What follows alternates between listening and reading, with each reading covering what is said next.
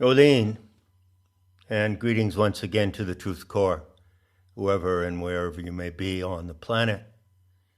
This is the second talk in the series of Public Sanity Alerts, PSA. And the purpose of this talk is to set out for you what it takes to dispel and defeat the curse of the alien authorities. Now, this expression, alien authority, may come across a little strange. I haven't used it before, and I want to make it really clear at the outset how valuable this term can be. So my intention for the takeaway is that you would comprehend exactly what this means. In doing so, you would be directed toward the kind of action, the fundamental action it takes to overcome this curse. So the term alien authority begs the question, well, what is genuine authority? There must be genuine authority, basic and authentic, that stands in contrast to alien authority, right? Well, the answer is simple. Alien authority is any authority that you yourself do not confer. You are the only source of authority in your life. And as the sovereign source of authority in your life, you also stand as such in the world, in your family, your community, and your nation. And you stand in solidarity with all others who recognize that the basis of authority resides uniquely within the human individual. You can call it the factor of conscience, and it is closely related to conscience, of course. Now, needless to say, there are many authorities in the world, more every day. It's a pyramidal structure. There are the authorities who give the orders and issue the orders at the top of the pyramid, and then all the levels of hierarchy through which that authority plays out in scenes and events and confrontations in the world drama, as I like to call it. So it's possible, and it's certainly more than possible, that on any average day of living your life, you will confront the authorities. But they are the alien authorities, not the genuine authorities. Anyone who comes to you and imposes anything on you, any rule, any restriction, on the basis of a presumed authority they have to do so, is acting in a way that is alien to human nature and alien to everything that makes possible a free and cooperative society among humans and among all the races on this planet. So those authorities who appear now all over the place, down to the most trivial minion in the street who is policing Quantum 19 regulations, well, those authorities are all alien. They are all false. And they, in fact, have no authority upon you except in the case that you concede or confer value on their false claim of authority. You must consent to their authority over you. And even when you do that, you are not in a way validating their genuine authority. You are enmeshing yourself in the deception of authority by that compliance. I repeat that the only genuine authority in the world is your sovereign conscience as a human animal. No one can have authority over you unless you comply with them doing so. So the words, "I do not consent," are extremely powerful. They indicate that you recognize the root of authority in yourself, and you will not allow any alien or deceptive version of authority to affect you and to determine how you behave in your life or what you say and think at any moment. So obviously, clearly at this point, the basic requirement for overcoming the Soviet regime that is being implemented in the world today is to say, "I do not consent," and to own and act on your sovereign authority. It's as simple as that. Yet that simple act is a powerful act, and it comes with great responsibilities. And in some cases, in making that assertion of your sovereignty, you will face risks and threats. But if you do not make the assertion of your authority, then you are already defeated, and you have, in fact, abdicated the power to live your own life as a free individual with no intention to harm and deceive others. Do what thou wilt, and it harm none.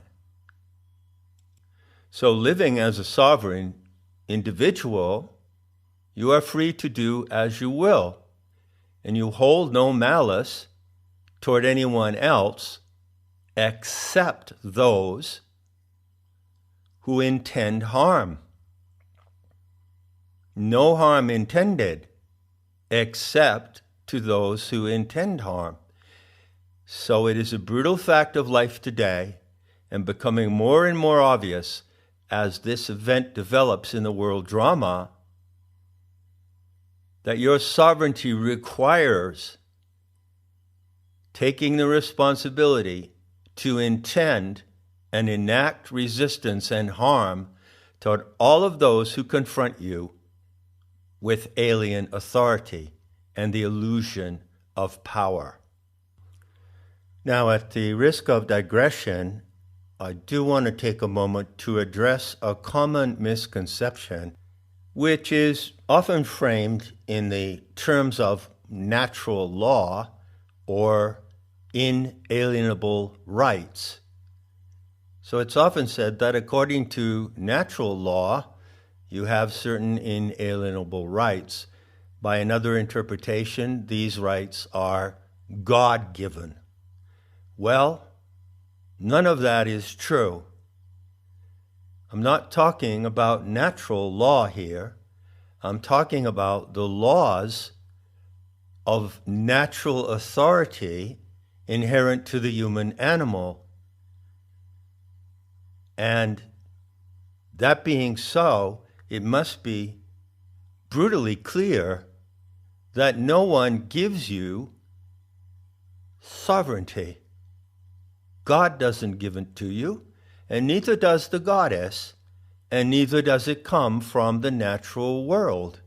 Human animals are distinct from other animals in nature in that they have the ability to act in natural authority.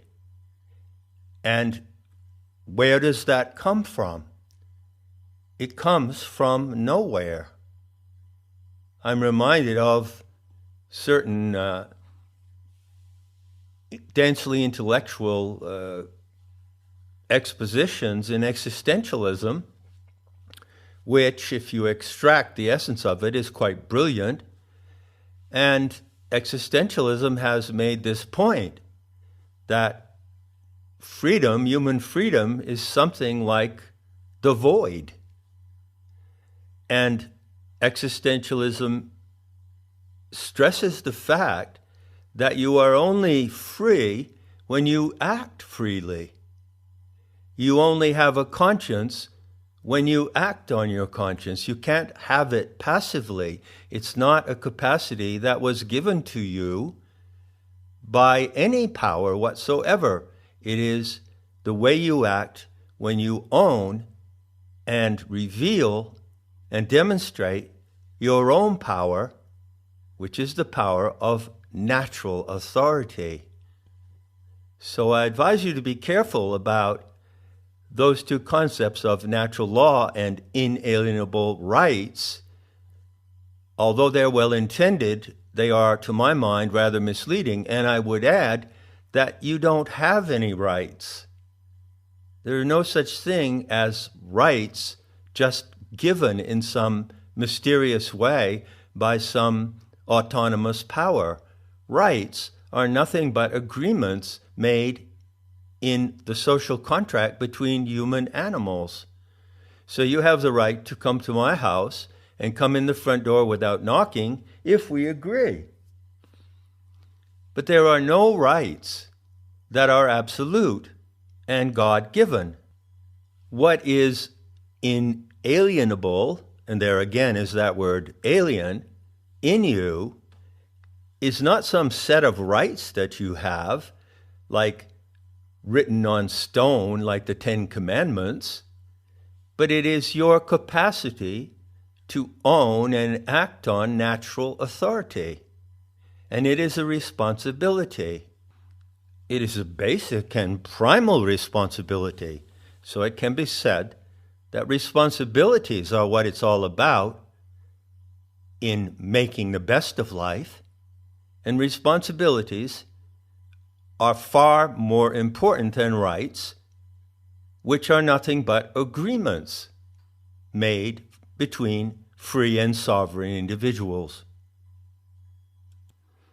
It is often said in the critique of the Soviet system these days, which is growing stronger and more well-defined by the minute, it is often said that the authorities in any country rule by consent. Well, it's easy to say that, and yet, of course, they don't rule by consent, because the hallmark of alien authority is the imposition of power on others, the imposition of force, threat, intimidation. So, even though ideally it could be said that society is set up in this way, in the social order, members of the social order confer on certain other members authority. Even though that could be an ideal situation, it's far from it, because those who receive that authority abuse it. And they do not rule by consent, even though basically and fundamentally that is supposed to be the agreement we have with the authorities. And if you assume that agreement, then fine. But you have to be savvy enough to realize that the authorities are constantly violating the agreement that they will rule by consent. And what do you do about that, kiddo? At this point, I invite you to turn your attention to the word curse. Now, this is a powerful word, and it's even more powerful when you realize that the world today, the events unfolding in the world drama today and over the last 2 years, reveal that humanity is targeted by a curse. There is a curse on all the human races. The origin of this curse is no mystery. It's hidden in plain sight. It's right out there in the open. I've dedicated a considerable amount of my time in talking and writing to expose the source of this curse. It only has one source. You know, there's a saying in the Gnostic texts, whoever does not know the root of evil is no stranger to it. So, the source of this curse is the root of evil. And speaking mythologically, that source is an actual figure in the religious imagination of the human races. It is the wrathful Father God of the Abrahamic religions. I assure you, that is the sole and unique source. Now, it is true that other mythologies present representations or scenarios of wrathful deities. So, for instance, there is the wrath of Thor in Scandinavian mythology, said to be displayed by thunder, thunderbolts, and lightnings. Or there is the wrath of Zeus in Greek mythology, and the wrath of various deities like Indra in Hindu mythology. But when you look closely at those narratives, you see that there is no comparison whatsoever with the unique case of the Abrahamic Father God. So it is the Abrahamic Father God who has put a curse upon the world, and there is nothing mysterious about that either. In the foundational text, the scriptures that are contained in the Bible, you find the curse, one version of it, stated explicitly in Genesis. So the story goes that because Adam and Eve were presumed to be the first human beings, the parents of us all, although the Talmudic interpretation of those figures is quite different, as I've explained in Mythology 101. Nevertheless, the narrative says that Adam and Eve disobeyed the Father God, and as a consequence, he put upon them a triple curse. Now, in looking at this subject, I direct your attention to a speech that was given in August of 1920 to a small group of people in Germany. And the title of this speech is Why We Are Anti-Termites. The speaker on that occasion cited the Bible, much to the amusement of the crowd of listeners. And what he said was, look at the triple curse of the Father God. Adam and Eve were punished with the curse of labor, of physical work, the curse of birth, a woman's labor presumed to be painful, and the curse of death. And how insane and anti-human is that? Any sane human animal knows that work is a source of dignity and purpose. It's how we help ourselves and help each other in any cooperative society. Giving birth cannot be a curse, because the propagation and preservation of progeny through childbirth is the great joy of all races. It's the joy to bring life into the world and to continue life through birth. How can birth be a curse? And last but not least, how can death be a curse? Death is, after all, a part of life. It is the natural end of life. It is something to be embraced and something to be accepted, which gives dignity and depth to the human experience. It is completely demented to turn these three factors of human experience into curses. But that is exactly what has been done through the alien mindset of Abrahamic religion, which contains, central to its ideology and program, the notion of a superhuman authority that exceeds the natural authority inherent to every human animal.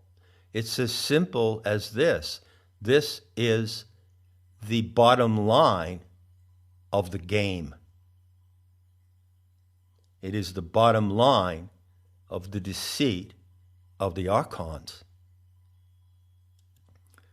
And it gets worse, because the triple curse conferred upon Adam and Eve is the least of it.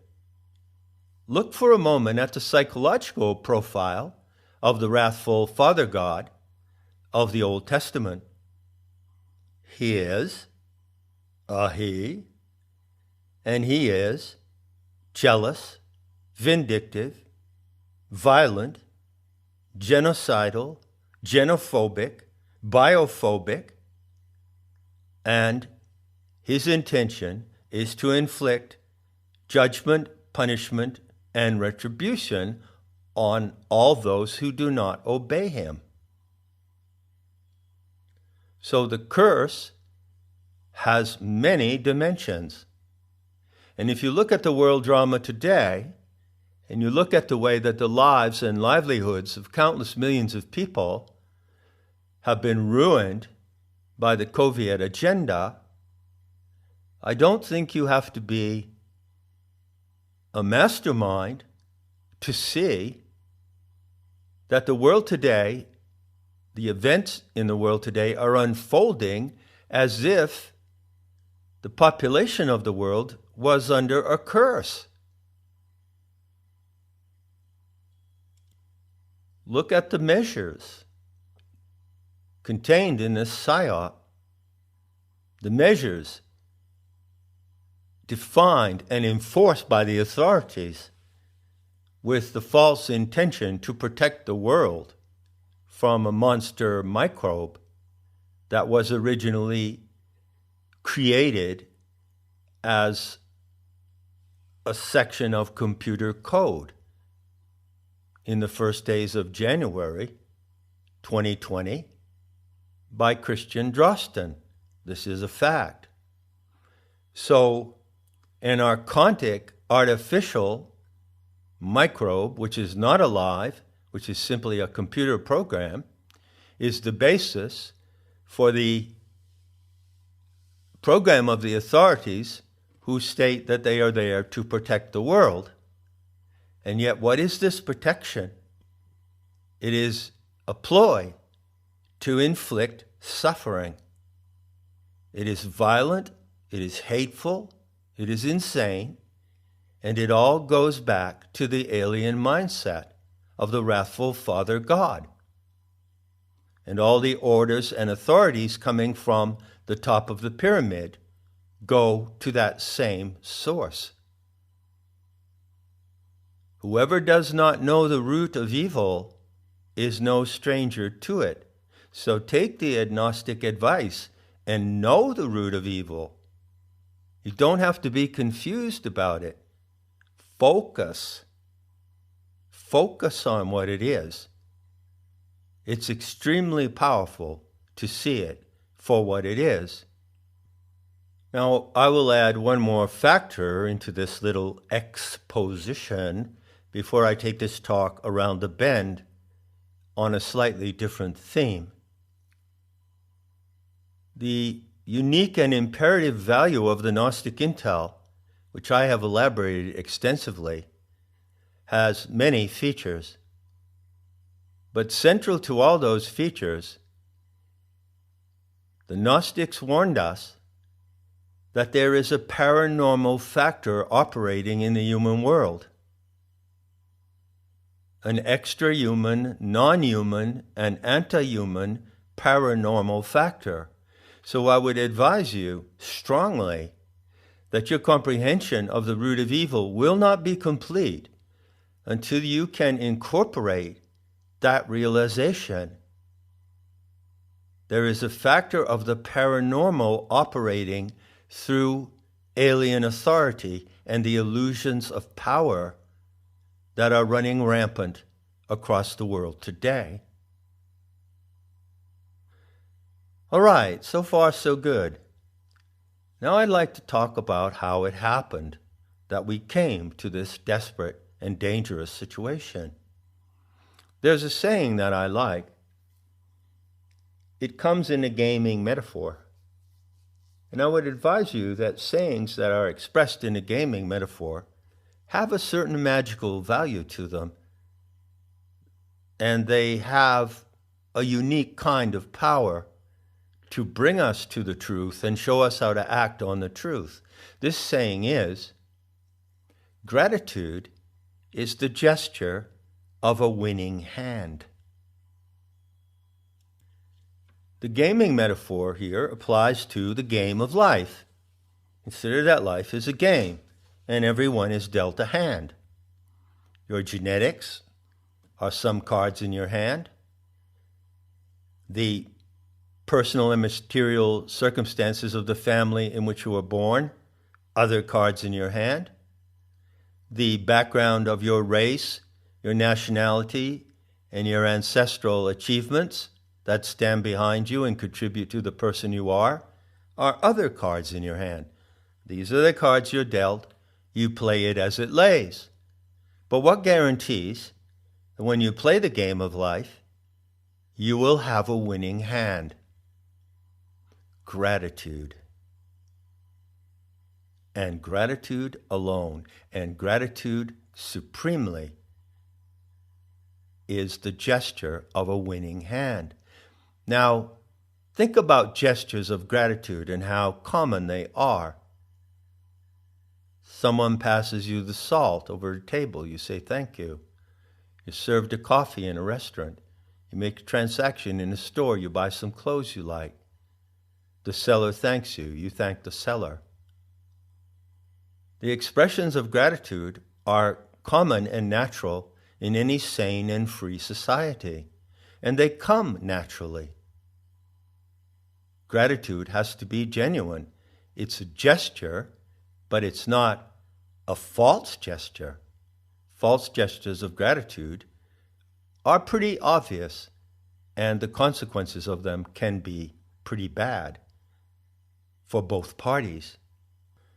You can reflect extensively on the importance of gratitude in life. In the first place, how about the gratitude of being alive? The gratitude for being alive. How about that, for starters? And if you feel gratitude for being alive, to whom do you express this gratitude? What is the source of your life? Obviously, if you are grateful for being alive, then you are grateful to the source of life. But what's your conception of the source of life? Well, for many around the world, it's some vague notion of God. But that notion of God that they have is not innate and authentic to them. It is due to their indoctrination, their religious and cultural indoctrination that tells them who or what God is. But in the living Gnosis today, the message is different. There is no abstract God, off-planet, invisible, omnipotent, all-knowing. There is the earth, your divine mother. And it is to her that you can be grateful for being alive. And when you feel the gratitude toward her, toward that living earth upon which you stand, whose air you breathe, the planet, the superorganism that sustains every breath, sustains every minute microbial activity in your body at every instant. When you feel that gratitude toward that source, then you are grounded in human reality in a way that you cannot be if you feel gratitude toward an invisible and off-planet God. Now, I say that gratitude is the gesture of a winning hand. Think about that expression for a moment. Say you're sitting at a round table playing cards, and the dealer deals you your hand, and you open your hand and you look at the cards. You shuffle them around in a certain arrangement. Sometimes you hold them close to your chest. Sometimes you hold them out further. Sometimes you peel back the corner of one card to look at another. And as the game is dealt and you play your hands, you do it with a certain style. There is a certain series of gestures that you express and demonstrate as you're sitting there playing cards. Gratitude is like that. It's expressed in gestures, in a style of communication and interchange with others, and also with the divine and supernatural presence that is the source of your life. Religious worship, as it is called, is a gesture of gratitude, isn't it? Unfortunately, yes. Unfortunately, the practices of religious worship conducted by countless millions around the world exemplify being trapped in illusions of power, disowning one's authority, and placing it in some kind of abstract higher power.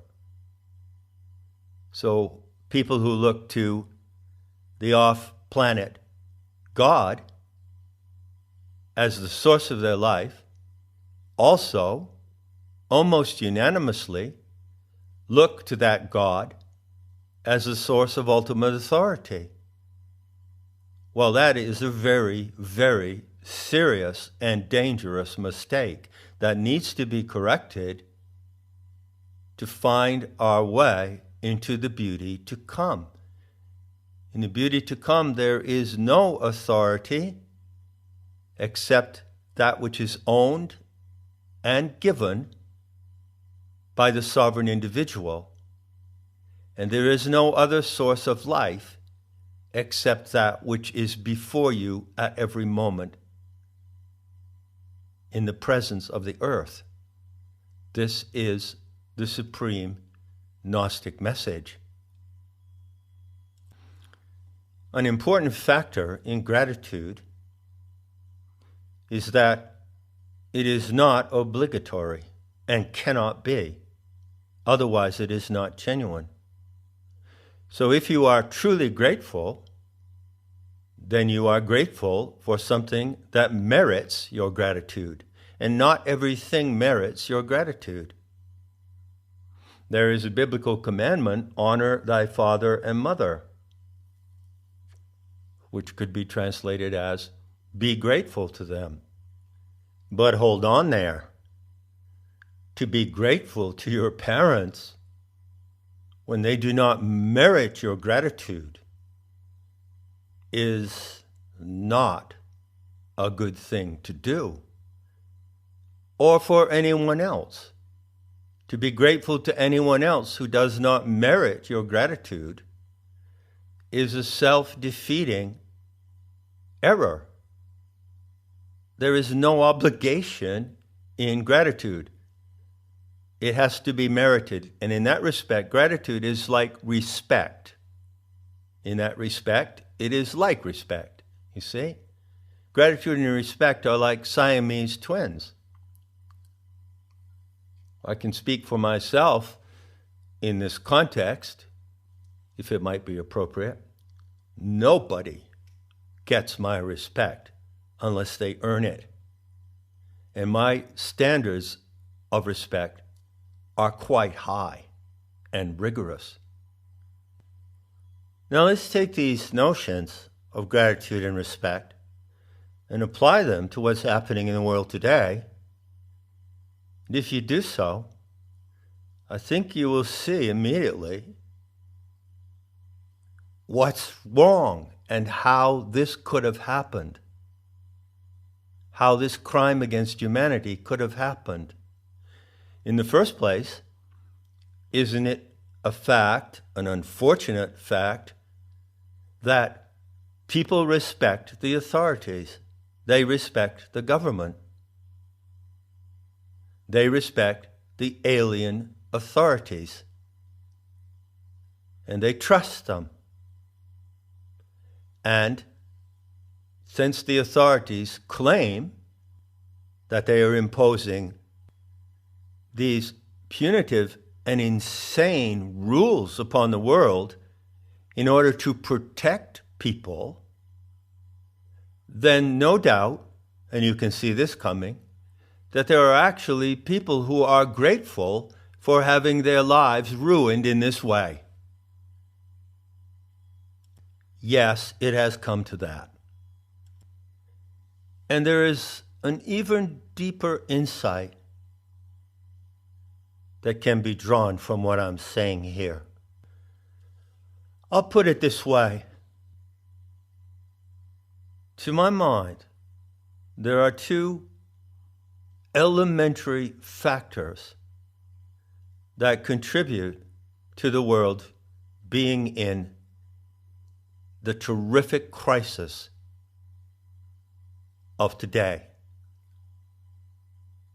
How could people comply with the ruination of their lives and the deprivation of all the simple pleasures of life, the simplest pleasures of life, such as dancing, socializing freely, being physically intimate with friends and loved ones? How could anyone comply with measures that prohibit this behavior? I'll tell you how. They were not grateful for having those liberties in the first place. They were not grateful enough for being free. Because we were free to a certain extent in the old normal. Now, I know certain people would argue with that, saying we have been under assault by the authorities and the enemies of life for a long time, and they've set up society so that we are not as free as we could ideally be or wish to be. I won't argue with all that right now. I totally agree that there has been a program of enslavement operating on this planet for a long time, which goes back again to the alien mindset of the Abrahamic religions. And so let's leave that as a side discussion. But I emphasize that those who were not grateful enough for the freedoms that they did have, such as they were in the old normal, have brought this situation upon themselves. And the different world, the next world, in the beauty to come, is a world filled of gratitude in which no one takes for granted the precious freedoms that we have. But again, no one gives you those freedoms. You claim them from the natural authority of your sovereign self. Reclaiming them is the way to dispel the curse of the alien authorities. And the primary factor in that act of reclamation is gratitude. The other factor, of course, is education. So there is a large measure of ignorance that plays into humanity finding itself in this horrific situation. Ignorance of the laws of nature, ignorance of the simple fact that CO2 and carbon are essential components of life, ignorance of biology, of the falsity of the Pasteurian theory, germ theory, ignorance of the deceit and error in that field of science called epidemiology. So there is a huge factor of ignorance, and people have to be re-educated so that we can triumph over the enemies of life. But without gratitude, even that re-education will not be enough. So in conclusion, the point is, my friends, that the failure of gratitude has been a major contributing factor in leading the populations of the world today, of all races, into this horrific situation of the communist Soviet takeover. I can express my closing message to you in the imperative tense. Be grateful that you know that you are the sovereign source of authority. Be grateful that you see the error of conferring authority on anything or anyone or any system outside yourself. And be grateful, most of all, to learn uniquely through the living Gnosis today that your gratitude, your highest gratitude, goes to your divine source, the Aeonic Mother, who designed you. And be grateful that she designed you to be autonomous and gave you the skill to detect error and deceit. And knowing all that, perhaps you can find in yourself the courage to stand up for what you know. No matter what the risk, no matter what the threat, of course, learn to choose your battles carefully. But anything less than that, to do anything less than that, is to be the willing victim of the curse. Enough said. And I'll be seeing you in the beauty to come.